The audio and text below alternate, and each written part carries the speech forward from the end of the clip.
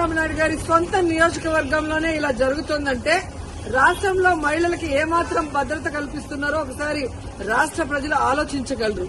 ఎందుకంటే చంద్రబాబు నాయుడు గారు అధికారంలోకి వచ్చిన తర్వాత ఇది ప్రజాస్వామ్యమా, రెడ్ బుక్ రాజ్యాంగమా అనే అనుమానం కలిగే విధంగా ఈరోజు రాష్ట్రంలో ప్రతిరోజు కూడా మహిళల మీద, బాలికల మీద దాడులు చేయడం, అత్యాచారాలు చేయడం, హత్యలు చేయడం, చెట్టుకు కట్టేసి కొట్టడం ఇవి ఏ రాష్ట్రంలో అయినా జరుగుతున్నాయా?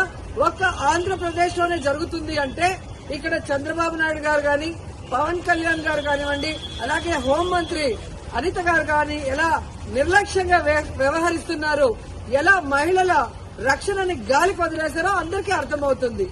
మాటలు మాత్రం ఇంత చెప్తారు. అధికారంలోకి వచ్చేప్పుడు ఏం చెప్పారండి? చంద్రబాబు నాయుడు అంటారు, ఎవరైనా ఆడపిల్లల జోలికి వస్తే అదే వాళ్ళకి చివరి రోజు అవుతుంది అన్నారు.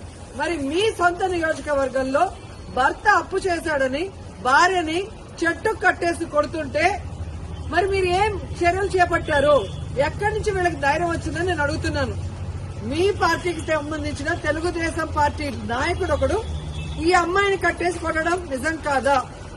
మరి అతనికి ఎక్కడి నుంచి ధైర్యం వచ్చింది? కొడుకు ముందర, చిన్న బిడ్డ ముందర అమ్మని కట్టేసి కొట్టారు అంటే ఈరోజు పోలీసులు చూసినా భయం లేదు.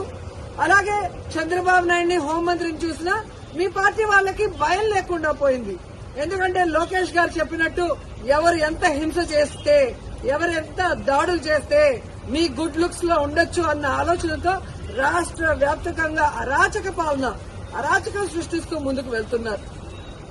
ఈరోజు సిగ్గుచేటు ఒక మహిళ హోంమంత్రిగా ఉండి కూడా ఈ రాష్ట్రంలో మహిళలపైన జరిగే దాడుల్ని అరికట్టలేకపోతున్నారు అంటే ఆవిడ నిర్లక్ష్యానికి నిదర్శనం కాదా?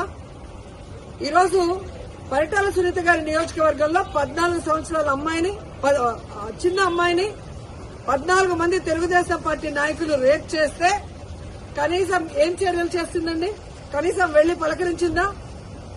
అలాగే అనంతపూర్లో ఒక గిరిజన ఇంటర్మీడియట్ స్టూడెంట్ ని చంపేస్తే పోలీసుల నిర్లక్ష్యం వల్ల అమ్మాయి చనిపోతే అక్కడికి వెళ్లి హోంమంత్రి ఏమైనా చర్యలు చేపట్టిందా? మళ్ళీ గొప్పగా ఎన్నికల తర్వాత చెప్తుంది చంద్రబాబు నాయుడు ముఖ్యమంత్రి అయ్యాడు కాబట్టి ఇక ఆంధ్రప్రదేశ్ లో మహిళలంతా గుండెల మీద చేతులేసుకుని ప్రశాంతంగా నిద్రపోవచ్చని భారీ డైలాగ్ కొట్టింది.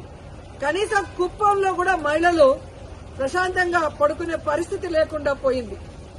ఈరోజు ఆవిడ సెల్ ఫోన్ లో ఏ విధంగా వీడియో కాల్ చేసి పరామర్శిస్తోందంటే ఈవిడ అహంకారానికి నిదర్శనం కాదని నేను అడుగుతున్నాను.